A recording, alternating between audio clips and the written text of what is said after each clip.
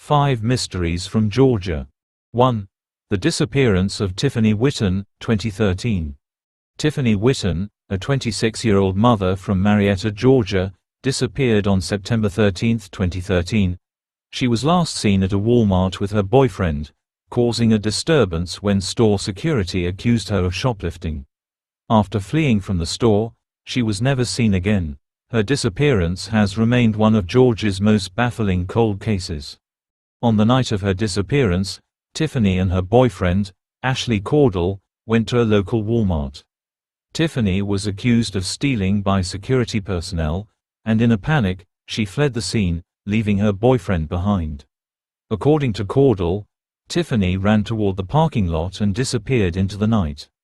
Her family reported her missing when she failed to return home, but searches of the area yielded no clues to her whereabouts.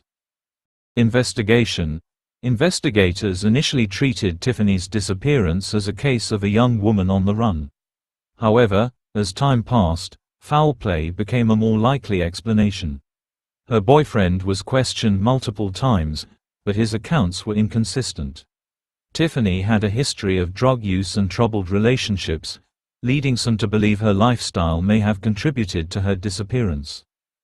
The case took a darker turn when authorities began to suspect that Tiffany had met with foul play. Extensive searches of the area near Walmart and interviews with her family, friends, and associates provided little evidence. Tiffany's family maintained that she would not have voluntarily abandoned her young daughter, and they continued to press for answers. One obscure detail about Tiffany's case is that her cell phone was turned off almost immediately after she fled the Walmart, making it impossible to trace her movements. Additionally, surveillance footage from the store showed Tiffany acting erratically, possibly under the influence of drugs, which could explain her unusual behavior that night. Another little-known fact is that Tiffany had been involved in several dangerous relationships, including one with a man who had a history of violent behavior. This individual was questioned during the investigation but was eventually ruled out as a suspect. Theories. There are several theories about Tiffany's disappearance. Some believe that she may have been abducted after fleeing the Walmart, possibly by someone she knew.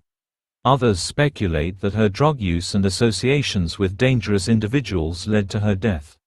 Another theory suggests that Tiffany may have become disoriented and met with an accident after running from the store. Without concrete evidence, Tiffany's disappearance remains unsolved, leaving her family and investigators frustrated and without closure. 2. The murder of Tara Grinstead, 2005. Tara Grinstead was a popular high school history teacher and former beauty queen who vanished from her home in Ocilla, Georgia, on October 22, 2005. Her disappearance sparked one of the largest missing persons investigations in Georgia's history and captivated the state for years. On the night of October 22, Tara had attended a local beauty pageant, where she had served as a coach for one of the contestants. After the event, she went to a cookout with friends before returning home. The following morning, she failed to show up for work, and concerned friends went to her house to check on her. They found her car in the driveway, but there were no signs of Tara. The only clues investigators found at the scene were a broken lamp inside the house and a latex glove in her yard. There were no signs of forced entry or a struggle, leading some to believe that Tara had been abducted by someone she knew. Investigation. The investigation into Tara's disappearance was extensive. Local law enforcement and the Georgia Bureau of Investigation, GBI, interviewed hundreds of people and followed countless leads, but the case went cold for over a decade. During this time, rumors swirled about possible suspects, including former students and romantic interests, but none of the leads panned out. In 2017, a major breakthrough occurred when Ryan Duke, a former student at Tara's school, was arrested and charged with her murder. According to investigators, Duke had confessed to breaking into Tara's home and killing her during a burglary gone wrong. His friend, Bo Dukes, was later charged with helping to dispose of her body, which they allegedly burned on a nearby farm. One lesser-known detail about the case is that a key piece of evidence came from a podcast called Up and Vanished, which investigated Tara's disappearance. The podcast brought renewed attention to the case, leading to new tips and eventually to Duke's confession. Another obscure fact is that in the early days of the investigation, police questioned Tara's former boyfriend, Marcus Harper, a former Ocilla police officer. He was considered a person of interest for years, but there was never enough evidence to charge him. Theories. Before Duke's confession, theories about Tara's disappearance ranged from a jealous lover's rage to a random abduction. Some believed that Tara had been kidnapped by someone with whom she had a secret relationship. Others thought she had been killed by an obsessed student or a local stalker. With Duke's confession, it seemed that the mystery had been solved, though his defense team later claimed that his confession was coerced and that Bo Dukes was the real killer. The case is still ongoing, and many questions remain unanswered. 3. The mystery of the Blue Ridge Mountains lights. For decades, residents and visitors of Georgia's Blue Ridge Mountains have reported seeing strange, unexplained lights in the night sky. These lights, often described as glowing orbs or streaks, have puzzled scientists and paranormal enthusiasts alike. While similar phenomena have been reported in other parts of the world, the Blue Ridge lights remain one of Georgia's enduring mysteries. The first documented sightings of the lights date back to the early 20th century, though Native American legends suggest that the phenomenon has been occurring for much longer. Witnesses typically describe the lights as being blue or white, and they appear to move rapidly across the sky before disappearing. Despite numerous attempts to explain the lights, no definitive cause has been identified. Some believe that the lights are the result of natural atmospheric conditions, while others suspect they are linked to paranormal activity or even UFOs. Investigation. Over the years, scientists and researchers have attempted to study the Blue Ridge lights, but they have struggled to capture them on camera or gather concrete evidence. Some experts believe that the lights could be caused by swamp gas or reflections from distant headlights, though these explanations have not satisfied all observers. The U.S. Geological Survey has conducted studies in the area, but their findings have been inconclusive. Without more data, the mystery of the Blue Ridge lights continues to baffle those who witness them. One obscure fact about the Blue Ridge lights is that they have been linked to an unusual geological phenomenon called earthquake lights, which occur before or after seismic activity. However, Georgia is not a region known for frequent earthquakes, making this explanation unlikely. Another lesser-known detail is that the lights are more commonly seen during the fall and winter months, leading some to speculate that seasonal changes in atmospheric pressure could play a role in their appearance. Theories. There are several theories about the Blue Ridge lights. The most popular scientific explanation is that they are caused by a natural phenomenon such as ball lightning or static electricity. However, many witnesses insist that the lights behave too erratically to be explained by these theories. Others believe that the lights are evidence of paranormal activity or extraterrestrial visitors. Some locals claim that the lights are linked to the spirits of Native American warriors, while others believe that they are connected to ancient, unknown technologies buried deep within the mountains. 4. The Atlanta Child Murders, 1979–1981. Between 1979 and 1981, a series of murders rocked the city of Atlanta, Georgia. At least 28 children, adolescents, and adults, mostly African American, were killed in what became known as the Atlanta Child Murders. The case remains controversial, as many believe the true perpetrator was never caught. The murders began in July 1979, when 14-year-old Edward Hope Smith and 13-year-old Alfred Evans went missing. Over the next 2 years, more children and young adults disappeared, their bodies later found in wooded areas, rivers, and abandoned buildings. The victims were typically strangled, beaten, or asphyxiated. The murders caused widespread panic in Atlanta, particularly in the city's African American communities, which felt targeted. Parents kept their children indoors, and police launched one of the largest manhunts in Georgia's history. Investigation. In 1981, Wayne Williams, a local music promoter, was arrested and eventually convicted of killing two adults whose murders were linked to the child killings through forensic evidence. Police believed Williams was responsible for many of the child murders as well, though he was never charged for those crimes. Despite Williams' conviction, many in Atlanta remain skeptical that he was responsible for all the murders. In recent years, the case has been reopened, with new DNA evidence being examined to determine whether Williams was indeed the sole perpetrator or if someone else was involved. One obscure fact about the case is that there was significant tension between the local police and the FBI during the investigation.